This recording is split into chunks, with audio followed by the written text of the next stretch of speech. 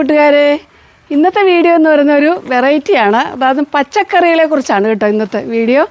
അതായത് ഇത് ബിഗിനേഴ്സിന് വേണ്ടിയും കൂടെയാണ്. നമ്മൾ പച്ചക്കറി നടുന്നതിന് വേണ്ടി നിലം ഒരുക്കുന്നത് മുതൽ പച്ചക്കറി വിളവെടുക്കുന്നത് വരെയുള്ള കാര്യങ്ങളാണ് ഇന്ന് വിശദീകരിക്കുന്നത്. അപ്പോൾ നിങ്ങൾ വീഡിയോ സ്കിപ്പ് ചെയ്യാതെ കാണണം. നമുക്ക് കൃഷിവിശേഷങ്ങളിലേക്ക് പോകാം.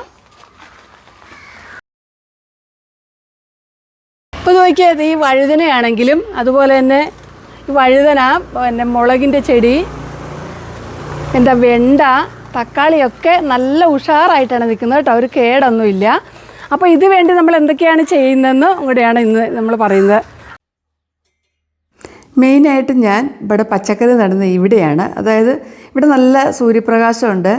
പിന്നെ കുറച്ച് നമുക്ക് നിലത്തോടി നടാം. കുറച്ച് സ്പേസ് ഇവിടെ ഉണ്ട്. ഇവിടെ കെട്ടിയെടുത്തിരിക്കുകയാണ്. അതിന് വേണ്ടി തന്നെ ചെടികളും വെച്ചിട്ടുണ്ട് താഴെ കൂടെ. അപ്പോൾ ആദ്യം ഇതൊന്ന് ഒന്ന് കൊത്തി ഇളക്കിയെടുക്കണം. ഇപ്പോൾ കഴിഞ്ഞ തവണ ഞാൻ കുറേ ഇവിടെ നട്ടിരുന്നു. നിങ്ങളെ ഞാൻ കാണിച്ചിട്ടുണ്ടായിരുന്നു. വഴുതനയും വെണ്ടയൊക്കെ ഉണ്ടായിരുന്നു. അപ്പോൾ ഇത് ഇങ്ങനെയൊന്ന് നല്ലതുപോലെ ഒന്ന് കൊത്തി ഇളക്കിയെടുത്തിട്ടുണ്ട്. അപ്പോൾ ഇത് അറിയാമല്ലോ, നമുക്കിതിന് കുറച്ച് കളകളൊക്കെ കാണും. ഇനി നമ്മൾ ഇവിടെ കിടന്ന ആ കളകളൊക്കെ ഒന്ന് പെറുക്കി മാറ്റണം. ഇത് ഒത്തിരി ആഴത്തിലൊന്നും കൊത്തി ഇളക്കണ്ട. കാരണം ഇത് ഇളക്കമുള്ള മണ്ണാണ്, നമ്മൾ എടുത്തിട്ട മണ്ണാണ്.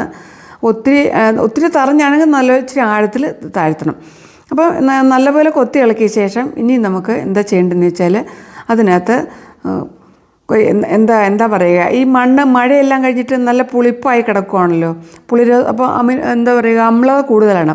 അപ്പോൾ നമുക്കിതിനകത്ത് ഇപ്പം ഡോളമൈറ്റാണ് ചേർത്ത് കൊടുക്കാൻ പോകുന്നത്. ഡോളമൈറ്റ് ചേർത്താൽ 2-3 ദിവസം ഒക്കെ കിടന്നാൽ മതി കേട്ടോ. അതേസമയം കുമ്മായമാണെങ്കിൽ ഒരാഴ്ച കിടക്കണം. ഇതാണ് ഡോളമൈറ്റിൻ്റെ പൗഡർ. ഇത് നമുക്ക് കൃഷിഭവനിൽ നിന്ന് കിട്ടിയതാണ്, സബ്സിഡി നിരക്കിൽ. അപ്പോൾ ഈ ഡോളമൈറ്റ് നല്ലപോലെ വെതറി കൊടുക്കുന്നുണ്ട് കേട്ടോ. ഇത് 2-3 ദിവസം ഇട്ടതിന് ശേഷമാണ് നമ്മളിത് ഇത് നടാൻ പോകുന്നത്. വേണമെങ്കിൽ ഉടനെ നട്ടാലും കുഴപ്പമൊന്നുമില്ല. ഡോളമൈറ്റ് ആയതുകൊണ്ട് പച്ചക്കക്കായി നമുക്കിതുപോലെ ചെയ്യാവുന്നതാണ്. അപ്പോൾ ഇത് മൊത്തത്തിൽ നമുക്കിന്ന് ഈ മണ്ണിൽ ചേർത്ത് കൊടുത്തിട്ട് ഒന്ന് മിക്സ് ചെയ്ത് കൊടുക്കണം. അപ്പോൾ അതിൻ്റെ അളവൊക്കെ നമ്മൾ നേരത്തെയും പറഞ്ഞിട്ടുണ്ട്. ഒത്തിരി അളവ് കൂടിപ്പോകാൻ പാടില്ല. ഒരു കുറച്ച് വീതം ഇട്ടാൽ മതി. അപ്പോൾ എല്ലായിടത്തും നമുക്കൊന്ന് സ്പ്രെഡ് ചെയ്ത് കൊടുക്കാം. അപ്പോൾ ഈ വീഡിയോ നിങ്ങൾക്ക് യൂസ്ഫുൾ ആയെങ്കിൽ നിങ്ങളൊന്ന് മറ്റുള്ളവർക്കൊന്ന് ഷെയർ ചെയ്ത് കൊടുക്കണേ. അതുപോലെ തന്നെ കുട്ടികൾക്കൊക്കെ ചെയ്യാൻ, ഇത് തുടക്കം മുതൽ കാണിക്കുന്ന കുട്ടികൾക്കൊക്കെ കൃഷി ചെയ്യാൻ വേണ്ടിയാണ്. അപ്പോൾ നമ്മളെ കുട്ടികൾക്കൊക്കെ ഇപ്പോൾ കുറച്ച് താല്പര്യമുണ്ട് കൃഷി ചെയ്യാനും. സ്കൂളിലായാലും അങ്ങനത്തെ പ്രവർത്തനങ്ങളൊക്കെ നടക്കുന്നുണ്ടല്ലോ. അപ്പോൾ നമുക്കിതെല്ലാം ഒന്ന് സ്പ്രെഡ് ചെയ്ത് കൊടുക്കാം. ഇതാണ് കേട്ടോ തൈകൾ. ഇത് കൃഷിഭവനിൽ നിന്ന് കിട്ടിയ തൈകളാണ്. നല്ല ഹെൽത്തിയാണ് ഈ തൈകൾ. മുരിങ്ങയുടെ തൈയുണ്ട്. പിന്നെ പിന്നെ ഇത് ഇങ്ങനെയുള്ള എല്ലാ നമുക്ക് അത്യാവശ്യം വേണ്ട വഴുതന, വെണ്ട, പിന്നെ മുളകിൻ്റെ ചെടി ഒക്കെ ഉണ്ട്. അകത്തിച്ചീരയുടെ ഒരു തൈ ഇതിനകത്തുണ്ട്. നിങ്ങൾക്ക് അകത്തിച്ചീര എന്താണെന്ന് അറിയാമായിരിക്കും എന്ന് വിശ്വസിക്കുന്നു. അപ്പോൾ ഇത് നമുക്ക് ഒന്നും കൂടെ നന്നായിട്ടൊന്ന് മണ്ണുമായിട്ടൊന്ന് മിക്സ് ചെയ്ത് കൊടുക്കാം. അപ്പോൾ 2 ദിവസം കഴിഞ്ഞിട്ടുണ്ട്. ഇനി നമ്മൾ ഇതിനകത്ത് വളം ചേർത്ത് കൊടുക്കണം. വളം ചേർത്ത് കൊടുക്കാൻ വേണ്ടി എടുത്തിരിക്കുന്നത് ആദ്യം നമ്മൾ എന്തെങ്കിലും ജൈവവളമോ അല്ലെങ്കിൽ ചാണകപ്പൊടി ചേർക്കുന്നുണ്ട്. കുറച്ച് എല്ലുപൊടി ചേർത്ത് കൊടുക്കുന്നുണ്ട്. വേപ്പിൻ പിണ്ണാക്ക് ചേർത്ത് കൊടുക്കുന്നുണ്ട്. അതൊക്കെ നമുക്ക് എല്ലാം കൂടെ ചേർത്ത് കൊടുത്തിട്ട് അല്പം സ്യൂഡോമോണസോ അല്ലെങ്കിൽ സാഫോ ഇത്തിരി കൂടി ഇട്ട് കൊടുക്കാം. അത് നമുക്ക് ചെടിക്കൊരു കേടൊന്നും ഉണ്ടാതിരിക്കാൻ വേണ്ടി. എന്നിട്ട് ഇതെല്ലാം കൂടെ നല്ലതുപോലെ മിക്സ് ചെയ്തിട്ട് നമ്മൾ തയ്യാറാക്കിയിട്ട മണ്ണിൻ്റെ മുകളിലേക്ക് നമുക്ക് ചേർത്ത് കൊടുക്കണം.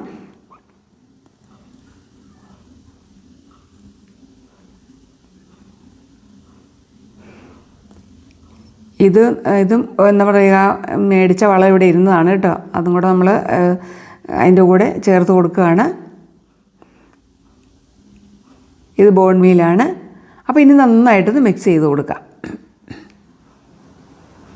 നല്ലതുപോലെ മിക്സ് ചെയ്യണേ. ഇനി നമുക്ക് ഇതിൻ്റെ മുകളിൽ കൂടെ വെതറി കൊടുക്കുവാണ്. അത് കഴിഞ്ഞിട്ട് വേണം നമുക്ക് ഇത്രയൊക്കെ ചെയ്തിട്ട് വേണം നമുക്ക് നമ്മുടെ പച്ചക്കറി നടാനായിട്ട്. ഈ വളവും ഇട്ടിട്ട് ഒരു 2 ദിവസം കിടന്നാൽ അത് കൂടുതൽ നല്ലതായിരിക്കും. അല്ലെങ്കിൽ നമുക്കിപ്പോൾ തന്നെ നടുകയും ചെയ്യാം. അപ്പോൾ ഈ വീഡിയോ നിങ്ങൾക്ക് യൂസ്ഫുൾ ആയെങ്കിൽ നിങ്ങൾ മറ്റുള്ളവർക്കൊന്ന് ഷെയർ ചെയ്ത് കൊടുത്തേക്കണേ. അതുപോലെ തന്നെ ഒന്ന് ലൈക്ക് കൂടി ചെയ്തേക്കണേ. നിങ്ങളുടെ അഭിപ്രായങ്ങൾ തീർച്ചയായിട്ടും എഴുതണേ. നിങ്ങളുടെ അഭിപ്രായങ്ങളാണ് ഞങ്ങൾക്ക് വീഡിയോ ചെയ്യാൻ വീണ്ടും വീണ്ടും പ്രേരണ ഉണ്ടാകുന്നത്. അപ്പോൾ അത് ചെയ്ത് എതറിയ വളം നമ്മൾ നല്ലതുപോലെ ഒരു എന്തെങ്കിലും ഉപയോഗിച്ചൊന്ന് മിക്സ് ചെയ്ത് കൊടുക്കാം.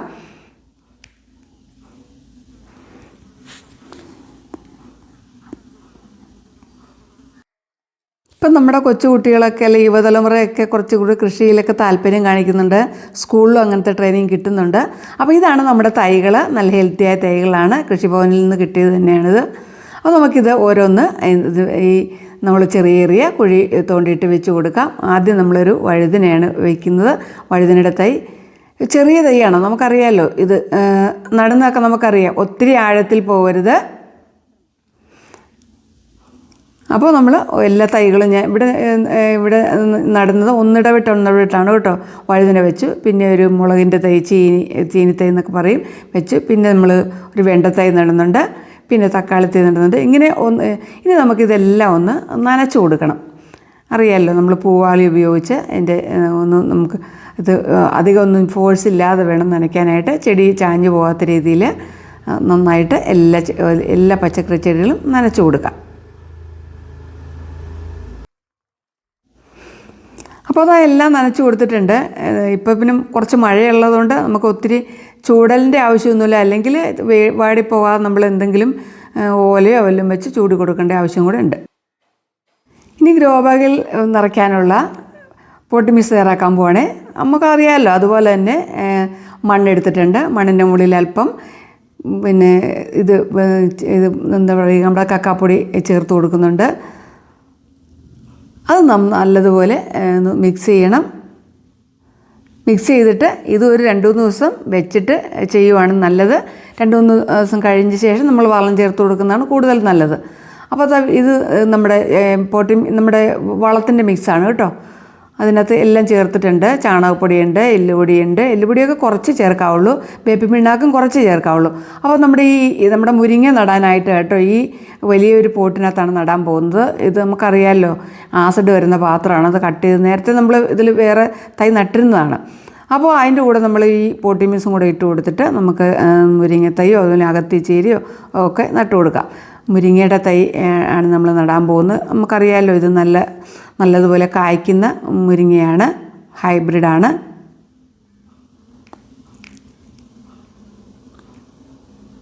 അപ്പോൾ എൻ്റെ ചാനൽ ആദ്യമായിട്ടാണ് കാണുന്നവരൊന്ന് സബ്സ്ക്രൈബ് ചെയ്യണേ. അതുപോലെ തന്നെ സബ് ചെയ്യുമ്പോൾ ബെല്ലൈക്കൺ എനേബിൾ ചെയ്ത് ഓളെന്ന ഓപ്ഷൻ ഒന്ന് സെലക്ട് ചെയ്യണേ. അപ്പോൾ ഗ്രോ ബാഗൊക്കെ വെക്കുന്ന ടെറസിൻ്റെ മുകളാണ് കേട്ടോ. നല്ല വെളിച്ചം വേണം, എന്നാലും ഇതൊക്കെ നന്നായി വളരുള്ളൂ. അപ്പോൾ മുരിങ്ങ ഒരു ചെറിയ കമ്പൊക്കെ കെട്ടി കൊടുത്തിട്ടുണ്ട്. ഇനി നമ്മൾ ഇത് വേറൊരു ഗ്രോ ബാഗിൽ നടാൻ പോവുകയാണ്. അത് ആദ്യം നമ്മൾ കരിയില ഇട്ട് കൊടുക്കുന്നു കേട്ടോ. ആദ്യം നമ്മൾ ചാക്കിനകത്ത് കരിയില എടുത്ത് വെച്ചിരുന്നു, അത് ഇട്ട് കൊടുത്തു. പിന്നെ നമ്മൾ കുറച്ച് പോട്ടി മിക്സ് ഇട്ട് കൊടുക്കുന്നുണ്ട്. ഇത് കരിയില ഇട്ട് കൊടുത്താൽ പല ഗുണങ്ങളുണ്ട്. വെയിറ്റും കുറവായിരിക്കും.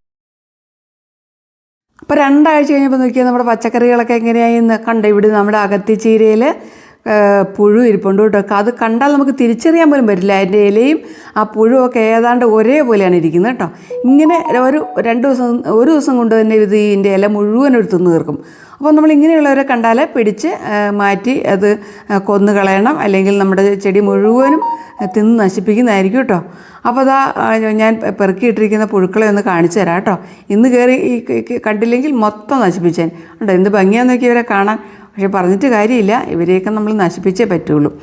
അപ്പോൾ ഇതിന് വേണ്ടി നമ്മൾ 2 ആഴ്ച കൂടുമ്പോൾ എന്തെങ്കിലും ഒരു പെസ്റ്റിസൈഡ് അടിച്ചു കൊടുക്കേണ്ടതുണ്ട്. അപ്പോൾ ഞാനിവിടെ കൊടുക്കുന്നത് നെമാഡിൻ 300 എന്ന് പറയുന്ന ഒരു പെസ്റ്റിസൈഡാണ്. ഇത് നീം ബേസ്ഡ് ആണ് കേട്ടോ. നീം ഓയിലും കൂടെ ചേർത്തതാണ്. അപ്പോൾ അത് ഒരു 3 ml എടുത്തിട്ട് 1 ലിറ്റർ വെള്ളത്തിൽ നന്നായിട്ട് മിക്സ് ചെയ്തിട്ട് നമ്മുടെ ഇത് സ്പ്രെയർ ഉപയോഗിച്ച് സ്പ്രേ ചെയ്ത് കൊടുക്കണം. 2 ആഴ്ച കൂടുമ്പോൾ ഇത് ചെയ്യണം. അത് നിർബന്ധമായിട്ടും ചെയ്യേണ്ട കാര്യമാണ്. അല്ലെങ്കിൽ നമ്മുടെ ചെടികളൊക്കെ കീടങ്ങളോ അല്ലെങ്കിൽ നീരൂറ്റി കുടിക്കുന്ന പ്രാണികളോ ഒക്കെ വന്ന് നശിപ്പിച്ച് കളയും. 2 ആഴ്ച കഴിഞ്ഞപ്പോൾ ഇത്രയായിട്ടുണ്ട്. നല്ല ഭംഗിയായിട്ടാണ് നിൽക്കുന്നത്. ചെടികൾക്കൊക്കെ നല്ല ആരോഗ്യമുണ്ട്.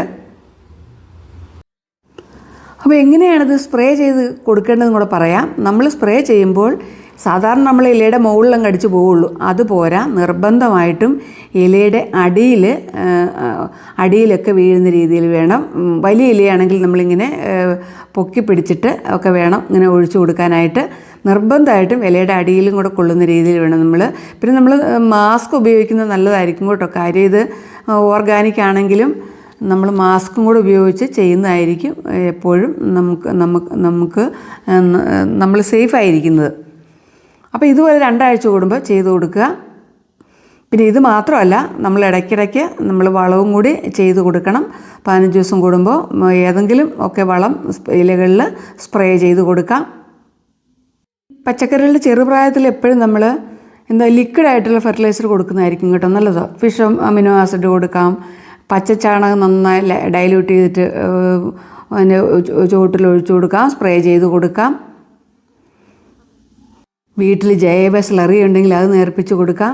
പിന്നെ എന്താണ് പറയുക, നമ്മുടെ കടലപ്പിണ്ണാക്കില്ലേ, അതും ഒക്കെ നല്ലപോലെ വെള്ളത്തിൽ പിടിച്ച് പുളിപ്പിച്ചിട്ട് അരിച്ച് വേണം അത് ചുവട്ടിലൊഴിച്ച് കൊടുക്കാൻ. അല്ലെങ്കിൽ അവിടെ കെട്ടിക്കിടന്നിട്ട് വേരോട്ടുണ്ടാകാതെ വരും കേട്ടോ. ഇത് നമ്മൾ നേരത്തെ നട്ടിരുന്നതാണ് ഈ കുക്കുംബർ. ഇതിലൊക്കെ ഇഷ്ടംപോലെ കായ ഉണ്ടായി, ഇഷ്ടംപോലെ കാ പറിച്ചതാണ്. പിന്നെ ഇഷ്ടംപോലെ മുളക് ഒക്കെ നിൽപ്പുണ്ട് ഇവിടെ. ഇതാ നോക്കിയാൽ നമ്മുടെ തക്കാളിയൊക്കെ നല്ലപോലെ വളർന്നിട്ടുണ്ട് ഉണ്ടോ. നമ്മുടെ ചീരയാണെങ്കിൽ നന്നായിട്ട് വളർന്നു നിൽപ്പുണ്ട്. ഇനി പച്ചക്കറികൾ മാത്രമല്ല കേട്ടോ, ഈ പൂച്ചെടികൾ വളർത്തുന്ന കുട്ടികളായാലും കൂട്ടുകാരായാലും ഒക്കെ ഇതുപോലെ ശ്രദ്ധിച്ചാൽ മാത്രമേ നമ്മുടെ പൂച്ചെടികളിലൊക്കെ ഇഷ്ടം പോലെ പൂവും അതുപോലെ തന്നെ കീടശല്യമൊക്കെ ഉണ്ടാകാതിരിക്കുകയുള്ളൂ. അപ്പോൾ ഏത് കൃഷിയാണെങ്കിലും നമ്മൾ നന്നായി ശ്രദ്ധിച്ച് നമ്മളൊക്കെ ശ്രദ്ധിക്കുന്നതനുസരിച്ചിരിക്കും നമുക്ക് അതിൻ്റെ വിളവെടുക്കാനും ഒക്കെ. അപ്പോൾ അത് ഈ തക്കാളിയിലൊക്കെ പൂവിട്ട് തുടങ്ങിയിട്ടുണ്ട്. ഇതാ വഴുതനയിലൊക്കെ പൂ വന്നിട്ടുണ്ട്. വഴുതനയിൽ മാത്രമല്ല, വെണ്ടയിലൊക്കെ കായൊക്കെ ആയിട്ടുണ്ട്. പിന്നെ നിങ്ങളോട് ഞാൻ പറഞ്ഞിരുന്നത് വിളവെടുപ്പ് വരെയെന്ന്. വിളവെടുക്കുന്ന വീഡിയോ ഞാൻ പിന്നീട് കാണിക്കാം കേട്ടോ. എല്ലാം കൂടെ ആകുമ്പോൾ ഒത്തിരി വലിയ വീഡിയോ ആയി പോവില്ലേ. നോക്കിയേ, നല്ല ഭംഗിയായിട്ടല്ലേ നിൽക്കുന്നു. നോക്കിയേ, ഇതാ പൂക്കളുണ്ട് എല്ലാത്തിലും. പിന്നെ എല്ലാത്തിനും നമ്മൾ കമ്പ് കുത്തി കൊടുക്കണം കേട്ടോ. ചാഞ്ഞും ചെരിഞ്ഞും പോകാതിരിക്കാൻ കമ്പോ അല്ലെങ്കിൽ വള്ളിയോ കെട്ടി കൊടുക്കണം. ഇത് പാഷൻ ഫ്രൂട്ടും ഉണ്ടോ, നല്ല പാഷൻ ഫ്രൂട്ടാണിത്. അതിലിഷ്ടം കുറേ കായകളൊക്കെ ഉണ്ടായിട്ടുണ്ട്. അത് ഞാനൊരു പോട്ടിലാണ് കേട്ടോ വെച്ചിരിക്കുന്നത്. മുകളിലൊരു ഗ്രീൻ നെറ്റൊക്കെ കെട്ടി കൊടുത്തിട്ടുണ്ട്. പിന്നെ ഡ്രാഗൺ ഫ്രൂട്ട് ഒരെണ്ണം നട്ടിട്ടുണ്ട്. അങ്ങനെ അത്യാവശ്യം വേണ്ട കാര്യങ്ങളൊക്കെ നമുക്ക് വീട്ടിൽ തന്നെ ഇതുപോലെ ചെയ്തെടുക്കാം. കണ്ടോ, നല്ല ഉഷാറായി വന്നിട്ടില്ലേ തക്കാളി ചെടികളൊക്കെ.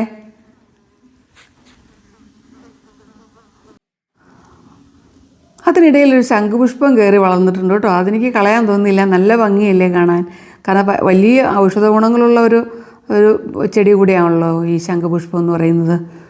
പിന്നെ നേരത്തെ നട്ടിരുന്ന മുളക് ചെടികളാണിത്. അതിനകത്ത് ഇലയില്ലെങ്കിലും ഇഷ്ടംപോലെ മുളക് ഇപ്പോഴും ഉണ്ടാകുന്നുണ്ട്.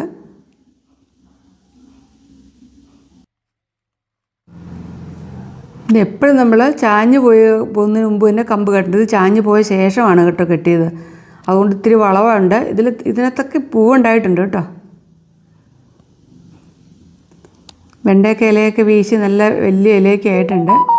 പിന്നെ നല്ലപോലെ സൂര്യപ്രകാശം കൂടെ വേണം. ഏത് ചെടിയും നന്നായി വളരണമെങ്കിൽ ആവശ്യത്തിന് സൂര്യപ്രകാശം വേണം, അതുപോലെ തന്നെ വളവും വേണം, വെള്ളവും വേണം. എല്ലാം ഉണ്ടെങ്കിലേ ഉള്ളൂ നന്നായിട്ട് വളരുള്ളൂ.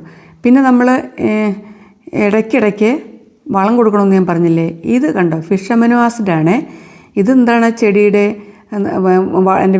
വളരാനും അതുപോലെ തന്നെ നല്ല പച്ചപ്പോടുകൂടി വളരാനും കായുണ്ടാവാനും ഒക്കെ ഈ ഫിഷ് അമിനോ ആസിഡ് വളരെ നല്ലതാണ്. നമുക്കറിയാമല്ലോ ഇതിന് പിന്നെ മീനും പിന്നെ എന്താ പറയുക, കുറച്ച് ശർക്കര ഉണ്ടെങ്കിൽ നമുക്ക് വീട്ടിൽ തന്നെ ഉണ്ടാക്കിയെടുക്കാവുന്നതാണ്.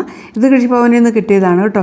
ഇത് നമ്മൾ ഇതുപോലെ വെള്ളത്തിൽ ചേർത്തിട്ട് 5 മില്ലിയൊക്കെ 1 ലിറ്റർ വെള്ളത്തിൽ ചേർത്തിട്ട് നന്നായിട്ട് മിക്സ് ചെയ്തിട്ട് ഇലകളിലും തണ്ടിലും ഒക്കെ സ്പ്രേ ചെയ്ത് കൊടുക്കണം. ഒരു കീടനാശിനിയും കൂടി ആയിട്ട് ഇത് പ്രവർത്തിക്കുന്നുണ്ട്. അപ്പോൾ ഇന്നത്തെ വീഡിയോ നിങ്ങൾക്ക് ഇഷ്ടമായെന്ന് കരുതുന്നു, യൂസ്ഫുള്ളായെന്ന് കരുതുന്നു. അപ്പോൾ അടുത്ത വീഡിയോയിൽ നമുക്ക് വീണ്ടും കാണുന്നവരെ എല്ലാവർക്കും ബായ്.